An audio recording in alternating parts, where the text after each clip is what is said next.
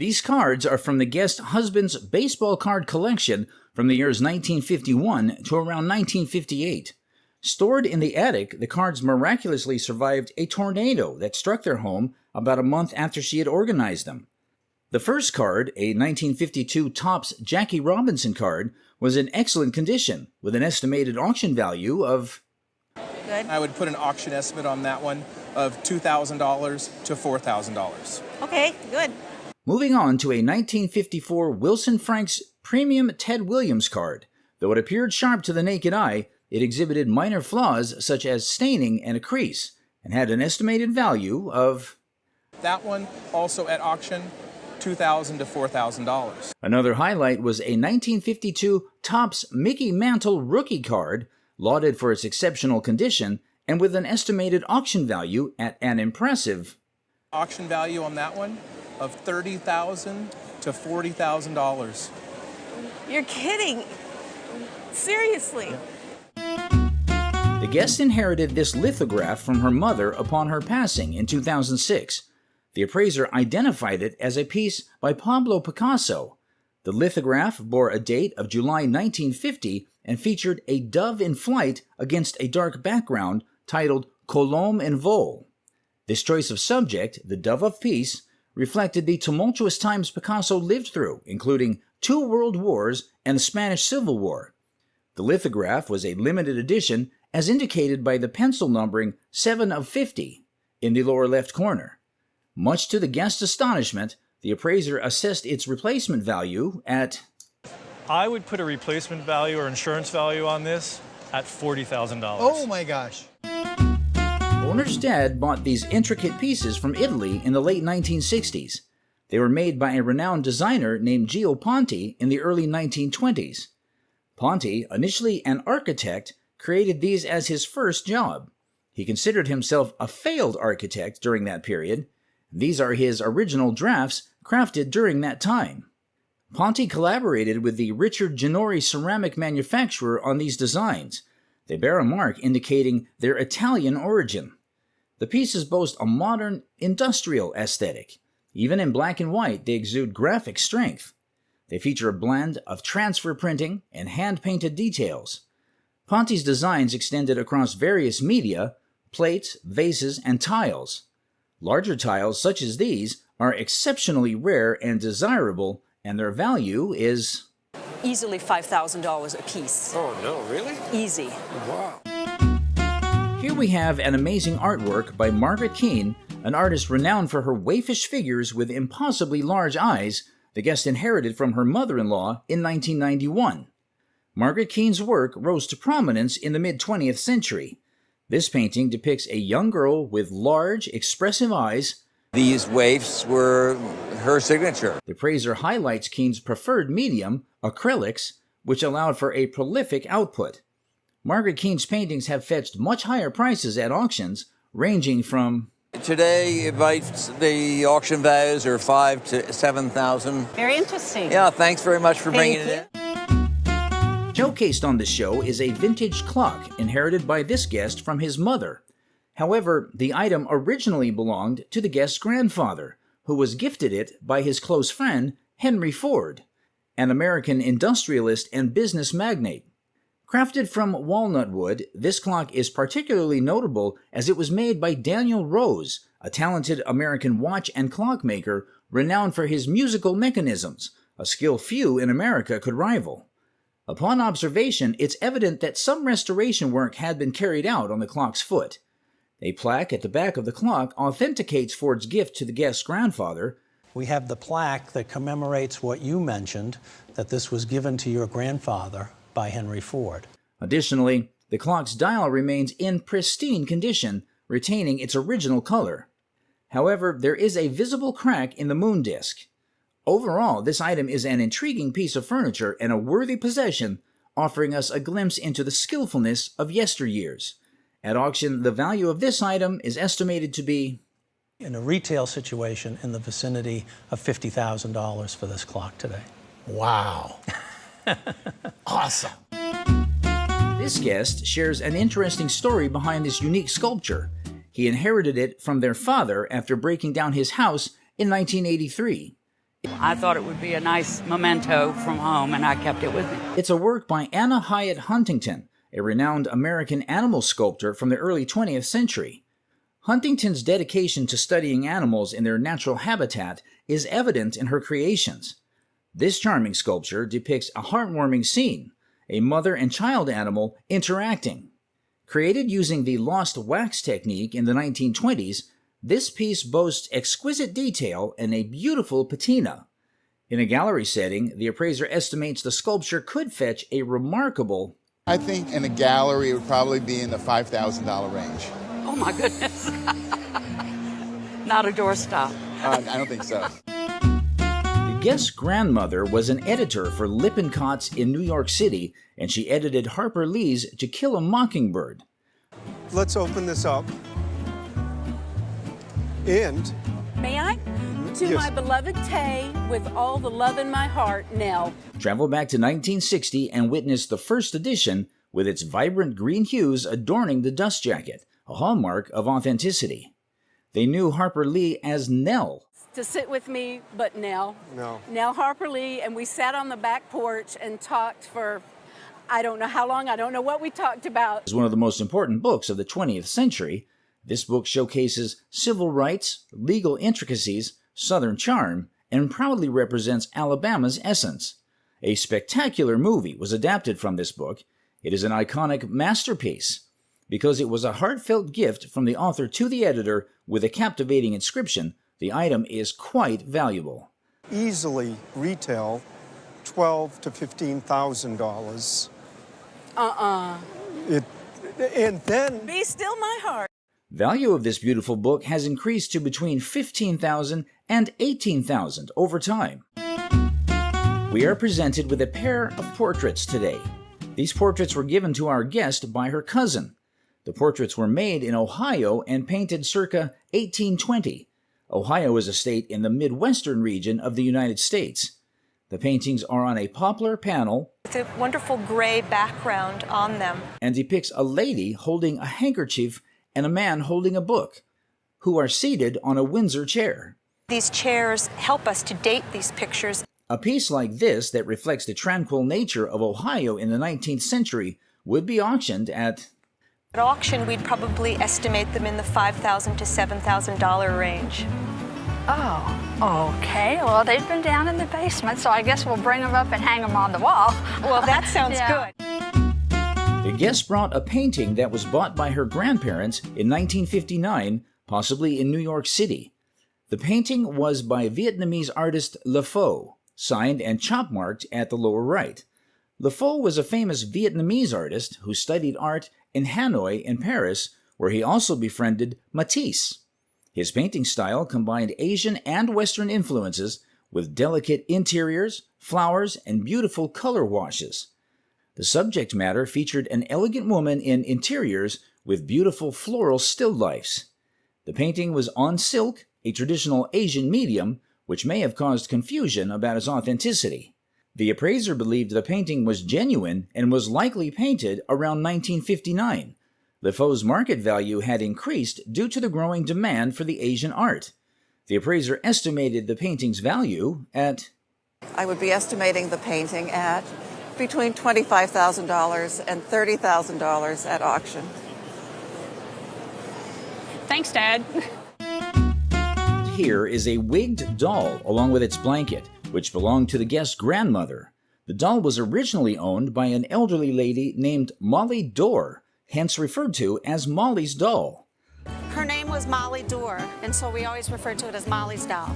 Molly was born in 1865, and it's from her childhood, we believe, and it's all the original clothes. Molly hailed from Galena, Illinois, with her ancestry tracing back to Germany and France. Dating back to the early 1850s, this doll is characteristic of most German chinas with molded hair, painted eyes, and typical child-type attire. This is completely all original. It's very, very rare to find a German china with glass eyes. Some French chinas later on had glass eyes, but not German chinas. A unique feature of this doll is its sleeping eyes and crafted with a leather body and wooden limbs. This doll was undervalued in the 1960s, but has since appreciated in today's market. Grandma had her appraised in the 1960s, and they wanted to offer her like $400 for it. Okay, $400 in the 60s was quite a lot of money. Additionally, the guest presented one of the doll's blankets, adding to its allure. This doll, along with a beautiful American blanket from the 1860s, is estimated to hold significant value. Wow. Our guest brought an original magazine manuscript by Truman Capote, possibly one of the last things he wrote. As the former articles editor of Playboy magazine, he edited works by many renowned writers. Edited a lot of great writers, Norman Mailer and Kurt Vonnegut and E.L. Doctorow, who just died, and Capote and many others. In the fall of 1983, Capote was assigned to write a memoir of his friendship with Tennessee Williams. We were anticipating this. This was going to be the lead story in Playboy's 30th anniversary issue in January of '84. Capote submitted the manuscript in longhand, but it required significant revision, which the guest requested. Capote, who was unwell at the time, asked the guest to revise it based on their conversations. The guest recorded phone conversations with Capote, who shared stories much more freely than in his written work. These stories were used to revise the manuscript. The revised piece was published in Playboy's January issue, and the guest has kept the original manuscript since then. The manuscript, written in Capote's distinctive longhand, is a rare find. At auction, this manuscript could fetch between... I would safely auction estimate the manuscript at $20,000 to $30,000. Wow. The guest brought a signed photograph of Theodore Roosevelt and his sons. He inherited the photograph through his father's side of the family, as Theodore Roosevelt was a cousin to the guest's grandfather's first wife, Christine Keane Roosevelt. The photograph was taken in 1904 and featured Theodore Roosevelt and his 4 sons. The guest also brought a pocket watch given to Christine by Theodore Roosevelt, with an inscription and her initials engraved on it. It had an actual presentation inscription to Christine from Theodore and his wife. The appraiser noted that the photograph's value lied in its rarity, as it features the signatures of Theodore Roosevelt and his sons. The appraiser valued the photograph at... I would say that at auction, I would list it between $10,000 and $15,000. The appraiser estimated the watch to be... Watch is by American Waltham. It's a 14-karat gold pocket watch. By itself, it's probably a $300 watch, but with the association, we would list it at $1,000 to $1,500. Wonderful. Yeah, so altogether, at least $11,000 worth of That's great. property. Our guest acquired a Bible from an antique dealer friend who was closing his shop, purchasing it as part of a package deal for $600, with about half of that attributed to the books. The Bible is from around the turn of the century, a period marked by the arts and crafts movement in England. There was a big movement in England towards the arts and crafts, simplifying design, simplifying things. This Bible is from the Dove's Press, founded by Cobden Sanderson, and is considered a masterpiece. Bound in a vellum. It's a gorgeous condition, absolutely beautiful.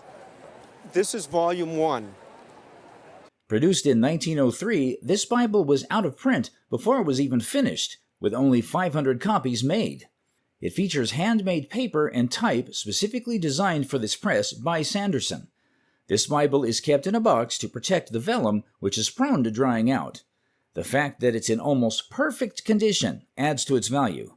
Sanderson, adamant about no reprints, reportedly threw all the type into the River Thames when the press closed in the 1910s. The appraiser values this Bible at... This is a $10,000 to $15,000 Bible. Retail price. This Whirlygig was purchased at an estate sale in Minneapolis. It was displayed for one summer before being stored away in the garage for 4 decades. Whirlygigs like this were originally crafted for entertainment, to be placed in yards and... Put it out in the yard and let the wind hit it. And the reason things like this are somewhat rare is because they fall apart if you leave them out in the weather too long. However, they are prone to damage if left outdoors for extended periods. The figure on the Whirlygig, resembling a man in a derby hat, is intricately sculpted. You know, he looks a little bit like Abraham Lincoln, but as far as I know, Abraham Lincoln never wore a derby hat. Despite its simple design, the Whirlygig's craftsmanship and the quality of the figure make it stand out. When the wind blows, the Whirlygig's mechanism comes to life, with the figure appearing to crank a handle, adding a playful and dynamic element to its display. Its estimated value in a retail setting is between... In a really good retail setting, that this would be $2,000 to $3,000. I find that hard to believe, but that's great. This chair is commonly referred to as a Swedish monk's chair. Despite the name, it was likely not made in Sweden, as walnut, the wood used for this chair, is not native to Northern Europe. It's believed to have been crafted by a chairmaker of Swedish descent around 1900. So our suspicion is that it is by a chairmaker of Swedish descent. Most likely in the upper Midwest region of the United States. The chair's design is simple yet elegant, with a rich walnut finish. At auction, this monk's chair could easily fetch between... I would put an auction estimate of around about $500 to $750 on it. Perfect, good. Well, thank you so much for sharing. This doll was manufactured by Salman Halbig, a German company based in Waltershausen, Germany, between the late 1890s and 1920. The bodies were made by handwork, while Salman Halbig produced the heads. It appears that the doll has been redressed, likely in the 1950s, with some repaint on the hands. Her eyes still sleep, indicating their original mechanism is intact. Unfortunately, the doll has suffered damage, with a crack in her head, which impacts her value. In perfect condition, she would be valued between $300 and $400. However, with the crack, along with the replaced wig and clothes, her value is estimated to be between... She's $150 to $200. All right, thank you. The guest brought her Baseball League collection from the 1950s. She played in the All-American Girls Baseball League from 1951 to 1954, starting at age 17. She played for the Fort Wayne Daisies and the South Bend Blue Sox, with managers including Jimmy Fox. The guest collection included her original catcher's mitt, cap, jacket with patches, and a championship photo signed by Jimmy Fox and the team. The collection also included a facsimile program signed by Jimmy Fox and a photo of the guest at 17 with Clark Griffith and Max Carey, and a scrapbook. The guest story and collection were significant, as the league was the inspiration for the movie A League of Their Own that highlighted the pioneering women in baseball. The appraiser estimates the entire collection to be worth around... Put an auction estimate, the entire grouping, of about $10,000. I'm surprised. Not bad for a girl baseball player. Not bad for a 17-year-old that didn't know where New York City was. This collection of military memorabilia belonged to the guest's grandfather and his brother, who joined the Marines together for World War II. The uniform consists of a 1917 patterned forest green wool Marine Corps service coat with Marine Corps insignias, indicating the guest's grandfather was in the 6th Marines, specifically in the supply company. The helmet, a British pattern, was commonly adopted by the Marines during World War I, and its unique features, such as the method of attachment for the insignia, help authenticate its origin. The reproductions, they tend to be very careful with the helmet, and they'll drill that hole and insert the insignia and attach it. The Marines in World War I. Marine Corps items from World War I are highly collectible, with this set being valued between... Have here today would retail for between $2,500 and $3,000. Wow. That's very exciting. Thank you. Purchased 20 years ago at an Albuquerque thrift store, this lamp features scenes of Paris with holes that allow light to shine through. Lights come through in the buildings of Paris. The lamp is a painted, glazed, and carved ceramic atomic age piece made by the Tie of California Company in 1954. Known for its Fauvist interpretation reminiscent of Raoul Dufy's style. Scenes depicted on the lamp include the Café de Paris, the Eiffel Tower, diners, and corner kiosks with posters. One of the things I love doing is having only this light on in the room so that all you see are the lights in the windows. The lamp's unique feature of emitting light through the holes creates a beautiful street scene, especially when the room is dimly lit, offering a feeling of being in Paris. At auction, it can easily fetch a value of... I would say you should insure this for $1,200. Cool. That's great. This minute repeater pocket watch has a unique story behind its discovery, as it was found by the guest's father in an old automobile that had been totaled. Housed in a silver box, this watch is a rare piece with French hallmarks dating back to around 1820, making it a very early pocket watch. Despite its delicate paper-thin design, the watch is in good condition. At auction, this minute repeater watch could easily fetch between... This watch, as is, we would probably give it an estimate of about $3,000 to $4,000. This small mantle clock, purchased by the guest about 10 years ago for around $1,000, is actually a miniature bracket clock with a beautiful walnut veneer. The clockmaker, Edward White, is identified on the dial along with his address at 20 Cockspur Street in London, where he was located from 1861 to 1890. The clock features a large, high-quality movement, showcasing White's craftsmanship and attention to detail. Despite its size, the clock is a rare clock and it's highly valuable. At auction, this clock would likely fetch around...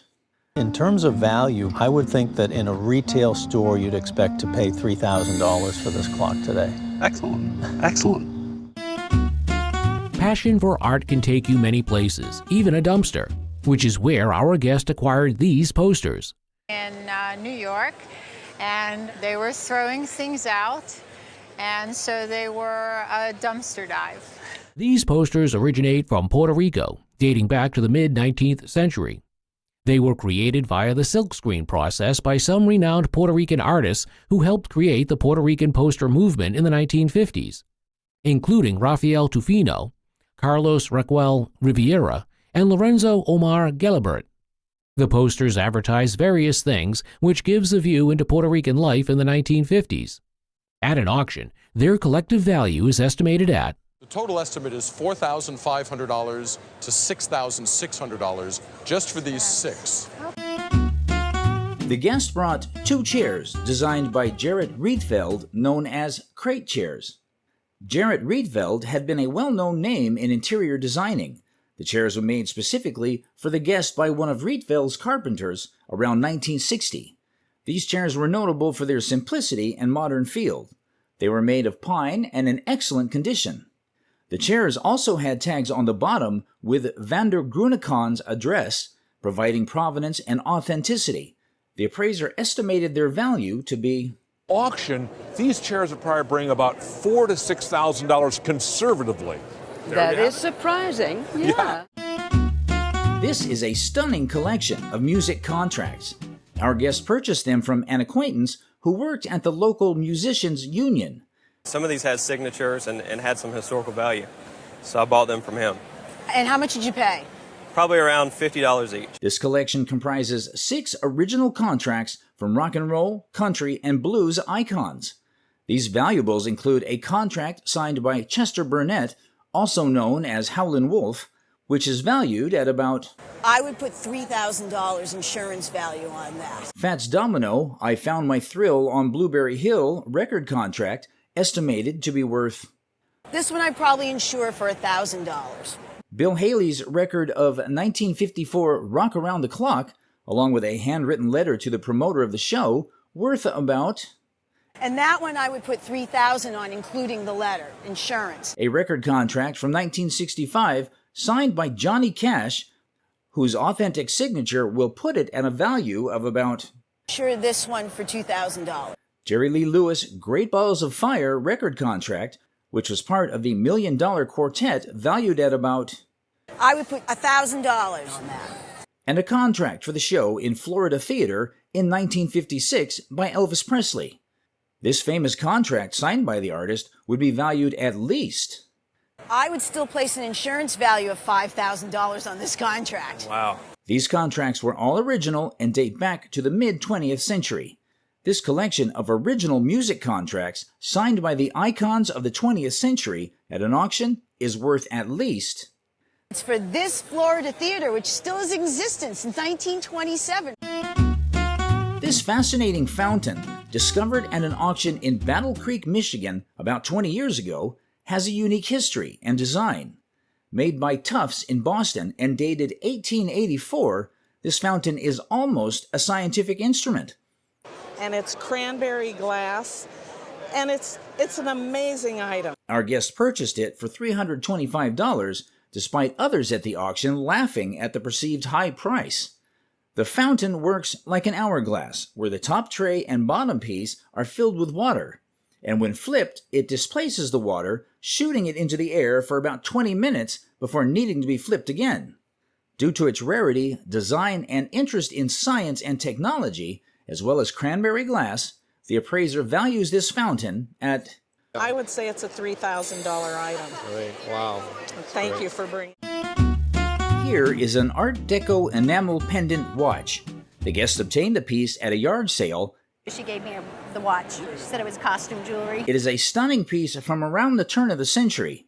As seen, it features silver on gold with intricate, high-relief enamel work. The watch opens up to reveal a beautiful porcelain dial and is adorned with French hallmarks indicating its origin. A very unusual piece. This type of watch is designed to be worn as a pendant, adding a touch of elegance to any outfit. Additionally, it's noteworthy that this watch is significant due to its exquisite craftsmanship and unique design that would easily sell for... Jewelry like this in the right auction, it could bring $2,000. Wow, excellent. The guest presented a significant piece of Hopi art. This piece is a Kachina doll carved by Jimmy Kiwanwatiwa, who was the first Kachina carver to sign his work. We called him Jimmy K because it's rather difficult to pronounce his last name. Jimmy K revolutionized traditional Kachina carving by introducing dynamic poses, such as the one seen in this piece, with outstretched arms indicating movement and dance. This departure from the earlier stuff and static figures made his work highly collectible. Also, this particular Kachina, likely a hawk Kachina, was crafted in the late 1930s to early 1940s. And it's neat that all the feathers are on it, because a lot of them you see, all the feathers are gone. Additionally, the use of all cotton wood in its construction is traditional. However, the craftsmanship reflects a blend of traditional Hopi techniques with Jimmy K's innovative style that's valued at... If you saw this in a gallery today, it would be $1,500 to $2,000. What we have here is a piece of fine, translucent porcelain originating from Trenton, New Jersey, known as the porcelain capital of the world in the late 19th century. The guest inherited this Willetts Bellique pitcher from her late aunt. The pitcher, likely produced around 1879 to 1880, features factory decoration. Also, it bears the marks Bellique and Willetts on the bottom. It is a rare find compared to the more commonly blank pieces intended for amateur decoration. Which is interesting. You can tell just by the crispness and the evenness of the color. The design combines elements of Irish Bellique and English Staffordshire-style Bellique, which reflects the blending of style in American art. Additionally, this piece is a precursor to Lenox china, and because of its rarity, it's estimated to be worth... My guess on a bad day is it's worth $1,000 and maybe $1,500. The guest brought onto the show a collection of items. He purchased these items from one of his friends. One of the items displayed is a gun, a 1973 Winchester, with its handle covered with rawhide and a medicine wheel hung at the barrel. This piece isn't an authentic Indian gun, but at auction it would still fetch a value of... Probably would bring about $600 to $800. All right. Another item displayed is a knife scabbard, colorfully designed. Its value at auction is estimated to be... Your little knife scabbard would probably bring about $150 to $200. Oh, that's not bad. And we also have 3 pairs of moccasins displayed. At auction, they would be valued at... The 3 pair of mocks would probably bring about $150 to $200. Okay. Another item featured on the show is an Iroquois bag, and this piece would sell at auction for... The Iroquois pouch would probably bring about $150 to $200. Lastly, there's a Plains bag also displayed, and this item is the rarest of all. It would easily command an auction value of... In today's market, would probably be worth about $8,000 to $12,000. You're kidding. No. Oh my God.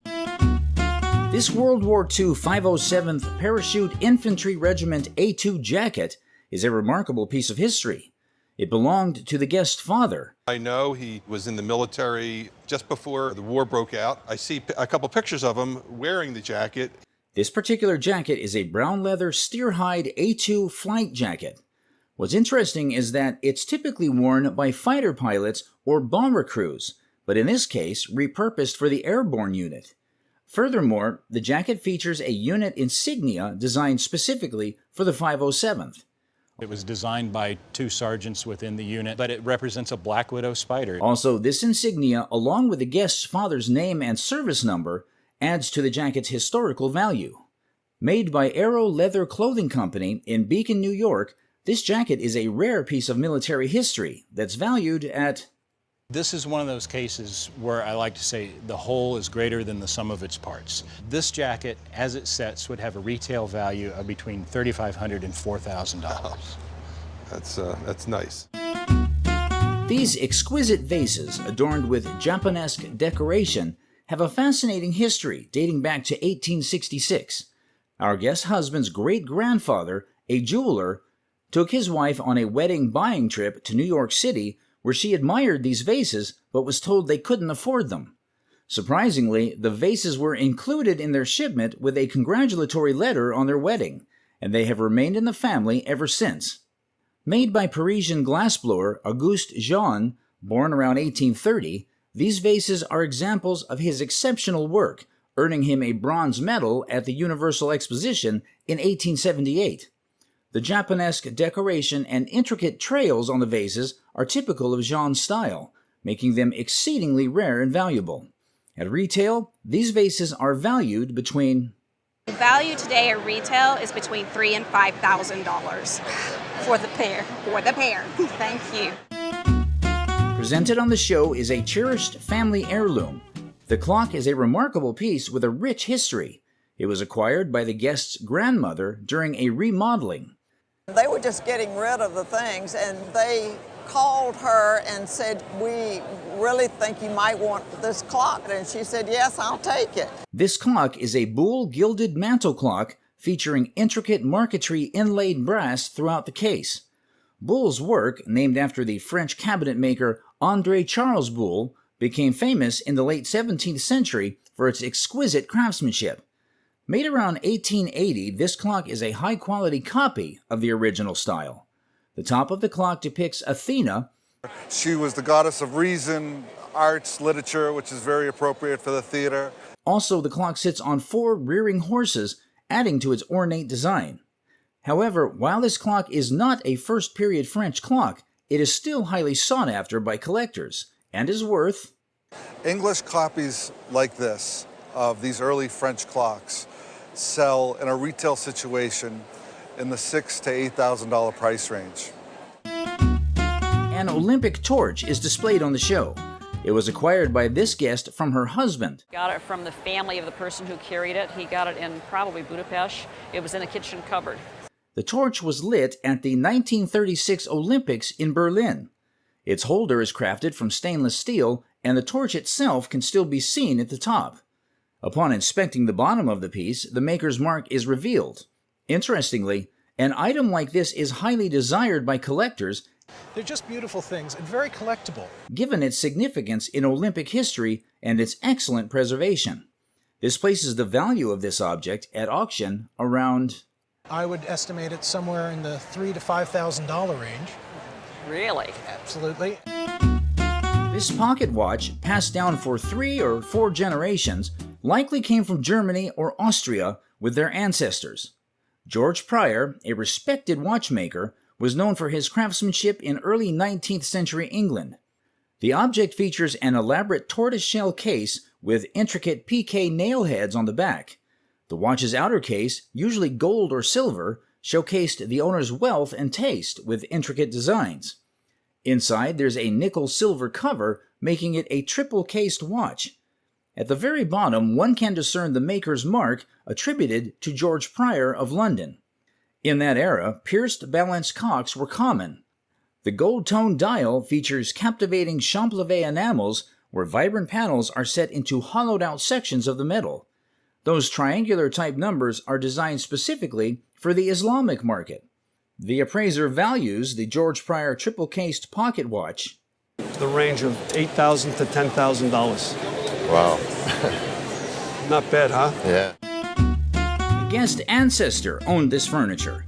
He was a dapper diplomat born in Maryland who ventured to Europe at around 9 or 10 years old. This piece embodies the Louis XVI style, distinct from the more rococo and curvaceous Louis XIV and XV styles. A secrétaire à battant is a French writing desk with a hinged flap for a writing surface. Louis XVI style furniture features neoclassical design popular in the late 18th century France. The brass gallery exuded elegance with its swag and tassels. The satinwood, called citronnier, and the cracks in the panels below suggest its period authenticity. A Louis XVI secrétaire à battant typically features elegant lines and delicate ornamentation, possibly with ancient art motifs.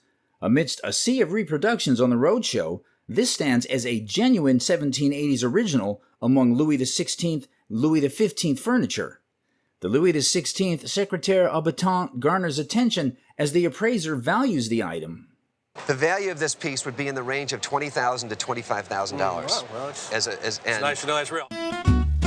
It had belonged to a cousin of her father's, who hailed from New Hampshire. 18th and 19th century portrait miniatures, finely detailed on ivory or vellum, were cherished as personal mementos. The piece bears a distinct signature, unmistakably crafted by James Sanford Ellsworth. He was a miniature portrait painter active in New England, especially Connecticut and western Massachusetts, circa 1840 to 1850. Ellsworth, a member of the National Academy of Design, exhibited his work at various art institutions during his career.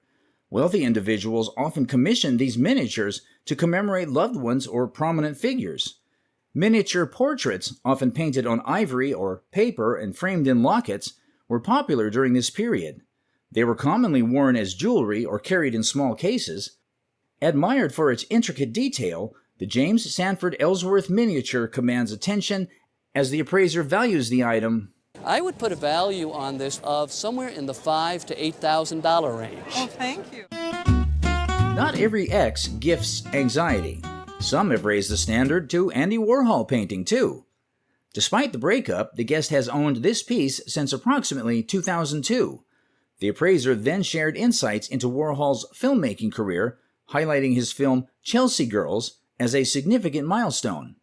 In 1982, Warhol contributed a print to a portfolio for the Anthology Film Archives, featuring an image from Chelsea Girls depicting Eric Emerson, one of the movie's stars.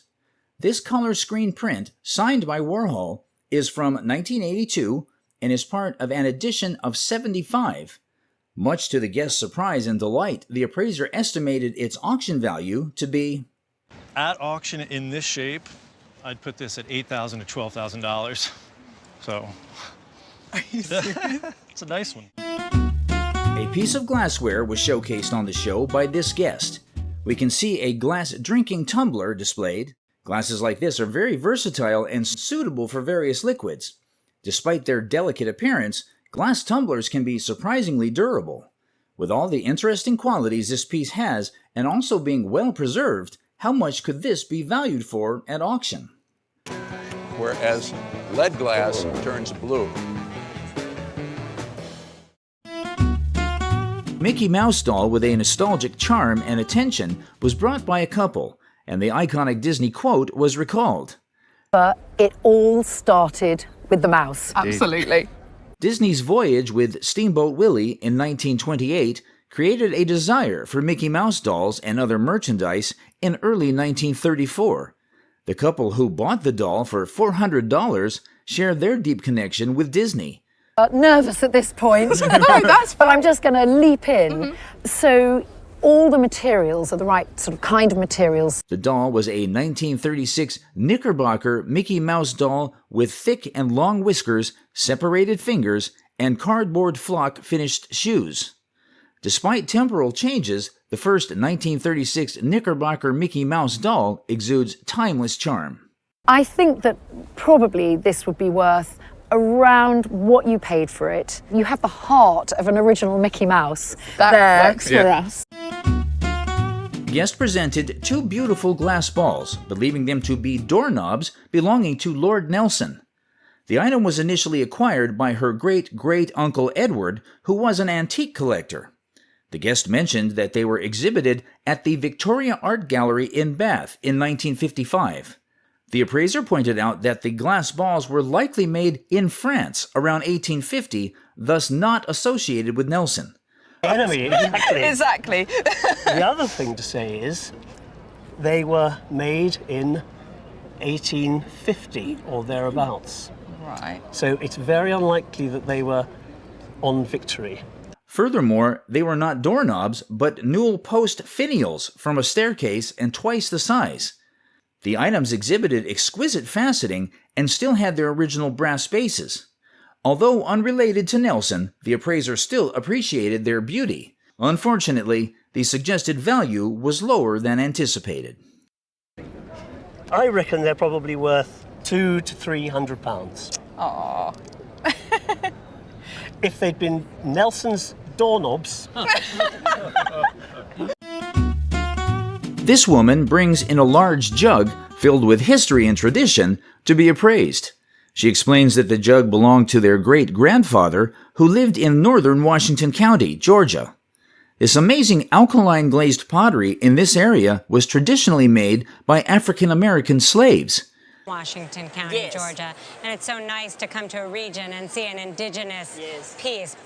I was startled to see the size.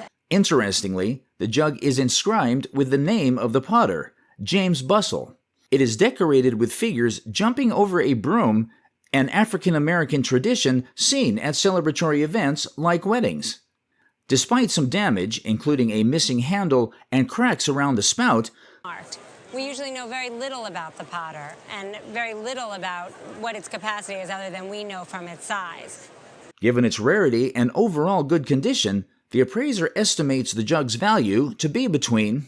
To auction, I would estimate its value to be $40,000 to $60,000. An exquisite Regency gentleman's secretary bookcase, crafted from rich mahogany veneers, its elegant design, ebony details, and classical pediments reflect the early 19th century. The guest's grandmother bought it in the early 50s from a New York antique store. Upon closer inspection, its hidden treasures are revealed. Orderly bookshelves, a writing surface with original leather, and sleek brass mounts. Its Grecian design, once considered avant-garde, still exudes sophistication. With its original wavy glass and impeccable condition, its value far exceeds its initial $750 appraisal. Its insurance value is now estimated at around... Probably put this on at the $15,000 range. Wow. Yeah. So you need to bump that up a little. I may need to bump up some insurance. Inherited from their late aunt, the item had hung in her rec room for years, believed to be from New Zealand. The Maori Kotiati is a New Zealand war club with a flat, oval-shaped blade used in close combat by the indigenous Maori people. It's called a Kotiati, which translates to split liver. It's a close combat weapon with a flat oval-shaped blade, usually crafted from wood or whalebone. The lobes are crafted from whalebone with abalone shell intricately inset.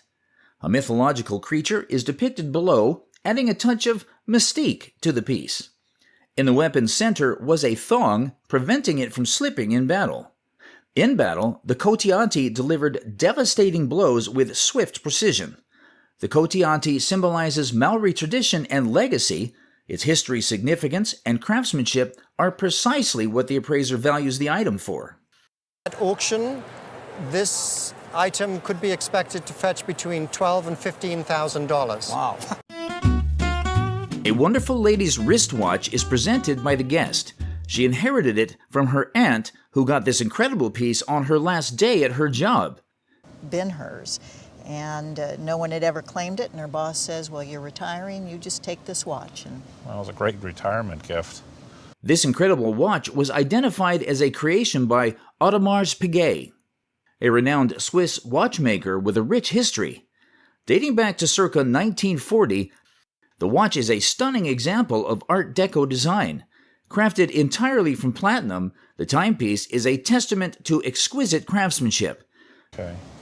Well, your watch was made by Audemars Piguet.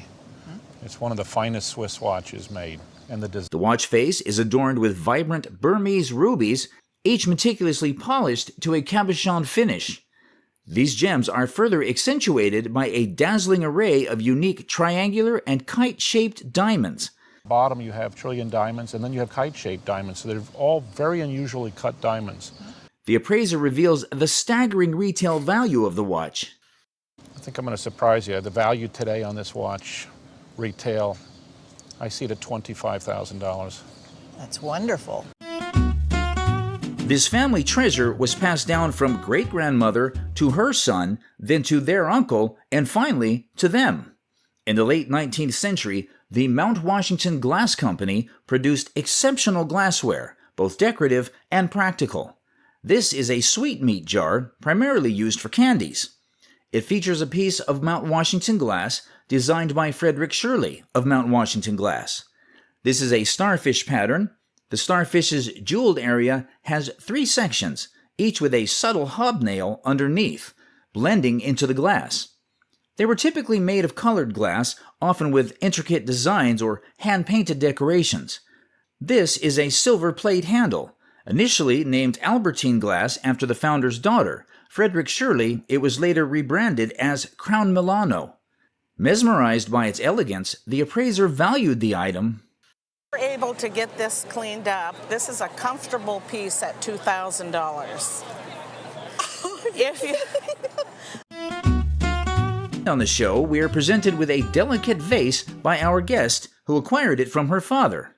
This piece is a Minton vase, crafted using the pot-sous-pot technique. He picked it up, thought it might be worth something, brought it home, and brought it to my mother, and she washed it off and then could see. Process that involves applying slip onto a pottery surface to create intricate, delicate designs. Upon inspection, the front of the base bears the signature LB, representing Lawrence Buck, an American architect, artist, and landscape painter associated with the American arts and craft movement. The vase's date, 1873 to 1891, is clearly visible at the bottom. The intricate design of this piece is truly eye-catching, and it is in pristine condition, placing its auction value at around... It would probably be estimated between $1,500 and $2,500. Okay.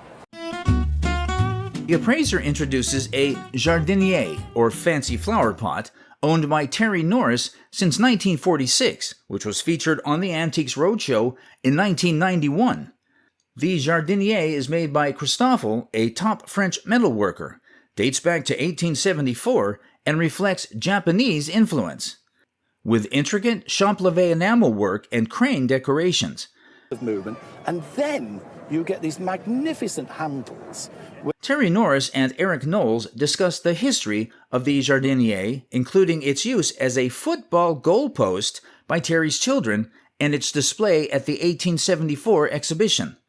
The jardinier was valued around £2,000 at auction, but it ultimately sold for... I don't know if I'm more astonished by the valuation or how much you've both changed. What about that moustache? Yeah. My goodness me. Terry Norris mentions that they have given away a significant portion of the money, enjoyed some family holidays, and still have some left, thanks to the unexpected windfall from the jardinier's sale. This bottle sat on guest grandfather's bar, among many others. When the statue is tipped back, it's hollowed out and used to hide his pistol. Bottle is a fantastic piece of bar advertising. Guest thought the statue was more expensive, but to her surprise, Bottle is the rare piece. Traditionally, in the advertising world of the liquor collectibles, whiskey is not... Whiskey collectibles weren't as popular as beer in the past, but now, with the rise of craft whiskey, the tide is changing. In an auction, the pair might bring somewhere between $1,000 and $1,500. Okay. The bottle is worth about $600 to $800. Okay. and the statue somewhat less. Okay.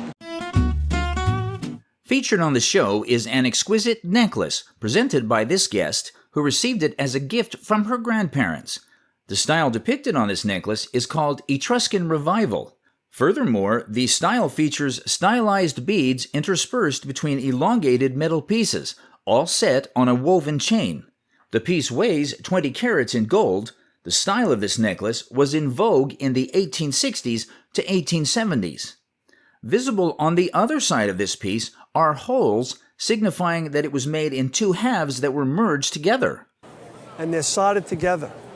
And when you're soldering two halves together and you're sealing them in, if the air doesn't have a place to escape, the bead would implode. This item is not only aesthetically pleasing, but it also attests to the ingenuity of people in the era it was made. It is estimated to be worth... At auction, it's going to be $5,000 to $7,000. Oh my God. Wow. The guest presents a gorgeous doll with its belongings. Firstly, the appraiser noticed a letter dated 1922 sheds light on its history. The letter mentions a remarkable lady doll with an extensive wardrobe. This doll was identified as Dolly Varden, a cherished possession of her great-grandmother Thirza Gammons. Clothes, her parasols, her boots, handbags, letter racks, books for her travels. Very, very fine doll of the period. It is likely a creation of the late 1860s. This incredible doll has a beautiful face and paperweight eyes and was similar to the Barbie of its time. It is joined by a smaller companion doll, also dating from the same period. Winner in a raffle. Okay, so it's probably a Vanity Fair doll. There's some indication about Wisconsin. Do you know anything about that? That's where they made the clothes in a convent there. That's all I know. These dolls, often dressed in elaborate garments made for charity raffles, served as a way to raise funds. The appraiser estimates Dolly Varden with her wardrobe to be a remarkable... You should probably conserve her, put her in acid-free paper.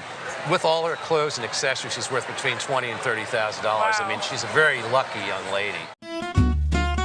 Today's piece is a well-crafted churn. This churn was crafted in New York.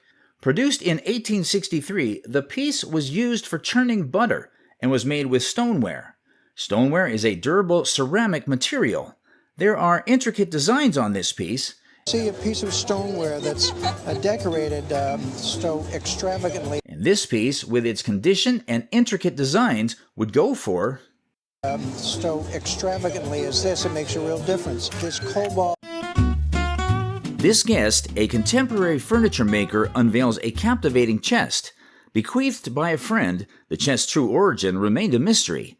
Tansu and I build secret compartments into everything that I built. The card that came with it said it was a 1740s Queen Anne apothecary. This intricately designed piece is a Chinese medicine chest crafted by a skilled cabinet maker between 1720 and 1750. But in fact, they're broken up into compartments that have all kinds of other things going on. Right. Deceptive drawers and sliding panels reveal a world designed for a pharmacist. It is made of a wood that is not teak, not paduk. It's a wood called Wang Hua Li. Beautiful wood? The beautiful wood, Wang Hua Li, is a rarity outside Chinese cabinetry. European-style mounts and Baroque design elements hint at a fascinating journey. At auction, the appraiser adds a fascinating detail. With Chinese mounts, the value could have soared to... and small. Right. It's worth, I think, conservatively $8,000 to $12,000 at auction. Wow. Played on the show are 4 wooden bowls brought by this guest, who received them as a gift from her dear friend. These beautiful bowls were crafted by Bob Stockdale, an American woodturner renowned for his use of exotic woods in bowl making. Guys, to start, he took the whole art form to another level. He really has made a big difference in some of his turn bowls. These intriguing bowls date back to the 1990s. The specific types of wood used to create these bowls remain a mystery. However, one of the bowls has a small crack at its rim and in a few other places, placing its value at auction to be... It's broken, it's probably worth a lot less. Or maybe $100 to $300, somewhere in that vicinity. Yeah. Well, thank you. Remarkably, the remaining bowls are highly sought after by collectors due to their exceptional craftsmanship, with their auction values estimated to be around... I would say for these three, the three in good shape, we're looking at somewhere between $900 and $1,200 a piece at auction. This guest unveils a unique album hinting at its California roots. She recounts a heartwarming story of how her husband, braving the rain at an auction, acquired this special piece. This album is the work of Charles Frederick Eaton, a Rhode Island-born artist who transitioned from painting to crafting after experiencing arm cramps. Eaton's move to Santa Barbara in 1890 further influenced his artistic style. Crafted from wood and leather, the album boasts a hand-painted scene. The car, so he got out and stood in the rain. He was there for about 45 minutes and came back and handed it to me and said... A closer look reveals the artist's signature and location, Santa Barbara, California. But the true marvel lies within. A stunning wrought copper and abalone shell lotus blossom adorns the base. The height of this market was probably a decade or so ago, but it's such an exquisite piece. Despite the market peak passing a decade ago, the appraiser estimates the album's value at a staggering... The value is somewhere between $6,000 and $9,000. That's off its high. Harmonious blend of Spanish influence and indigenous artistry, the Navajo Moki serape was brought to the show. It was discovered folded on a daybed in a northern Maine wilderness camp that was acquired by the guest 30 years ago. This particular weaving was likely crafted between 1878 and 1890. Pattern emerged in the American Southwest in the late 1700s, but disappeared by 1900. These banded stripes of brown and indigo blue are characteristic of Navajo serapes. It was not made for trade, showcasing indigenous cultural significance. A testament to its quality and rarity, its auctioned value is... On a really bad day, this textile would be worth $350,000. On a good day, it's about $500,000. Oh my God! This guest snagged a pocket watch for a mere $100. The watch, a minute repeater, is a horological marvel from the turn of the century. Minute repeaters, boasting complex mechanisms, chime the time on demand, a sophisticated feature for a bygone era. 5 years ago at a estate sale. I bought it because I thought it was so unusual with the portrait on it. This particular minute repeater is crafted in gold, adding to its value and reflecting the luxurious taste of its original owner. In today's retail market, a minute repeater of this caliber could fetch a staggering... In the market we're in now, a minute repeater in gold in this size from the turn of the century would probably bring, in the retail world, somewhere in the $4,000 price range. Amazing! This stunning drawing was showcased on the show by this guest, who received it as a gift from his friend. This piece dates back to circa 1979. Another item displayed is a letter that was given to the guest by his friend. Contained within this letter are the details of the painting's acquisition, signature, and date. This fascinating piece was produced by Jean-Michel Basquiat, an American artist who rose to success during the 1980s as part of the Neo-Expressionism movement. We know that he is an artist who was largely self-taught, had artistic predilections as a young man, ran away from home, had parents who were of Puerto Rican and Haitian descent. Furthermore, the painting is an oil stick on paper. A painting like this, being one of the works of an innovative artist, exudes class, and at auction it would fetch a whopping price of... I would insure the work for $400,000. This exquisite soup tureen passed down through generations. The guest inherited this amazing piece from her great aunt. It is identified as a rare 18th century French piece, crafted in Paris around 1774. Most French silver of this era was melted down during the Revolution, making this tureen a true survivor. On the cover, all of these vegetables here were cast from life. You see a parsnip, a wonderful open pea pod with... Its intricately designed cover features incredibly lifelike vegetable sculptures, a parsnip, a bursting pea pod, an artichoke, and even a pickle. It's extremely beautiful and very, very rare. I notice here, this is interesting.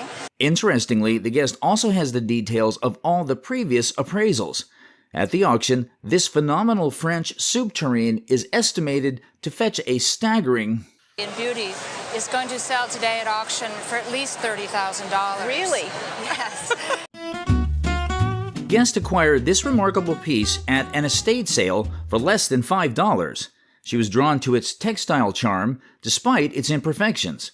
The appraiser revealed its origins at the 1851 Crystal Palace exhibition in London's Hyde Park, a showcase of industrial prowess during the Victorian era. Crafted by Mr. Underwood of Oxford Street, London, the woolen table cover boasted ornate ornamentation, including the coat of arms of Great Britain. 232 copper plates were used to make this grandeur piece, contributing to its color palette. Look at the exquisite mastery done on this piece. Magical. Despite some wool moth holes, its historical and decorative significance shone through, being a testament to Mr. Underwood's skill and the grandeur of the Crystal Palace exhibition. The piece was estimated to fetch $500 and $600 at auction. Wonderful. I really appreciate all the information. Oh, well, It's you're wonderful. welcome.